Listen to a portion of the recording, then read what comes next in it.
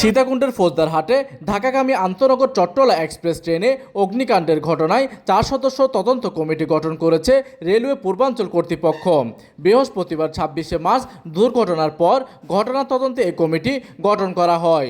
বিভাগীয় রেলওয়ে ব্যবস্থাপক DRM মোস্তাফিজুর রহমান ভূঁইয়া বিষয়টি নিশ্চিত করেছেন। তিনি গণমাধ্যমকে বলেন, ঘটনার প্রকৃত কারণ উদ্ঘাটনে ইতিমধ্যে 4 সদস্যর একটি তদন্ত কমিটি গঠন করা হয়েছে। এইদিকে বিভাগীয় পরিবহন কর্মকর্তাকে DTO কমিটির প্রদান করা হয়। কমিটিকে দ্রুত সময়ের মধ্যে প্রতিবেদন জমা দিতে বলা হয়েছে।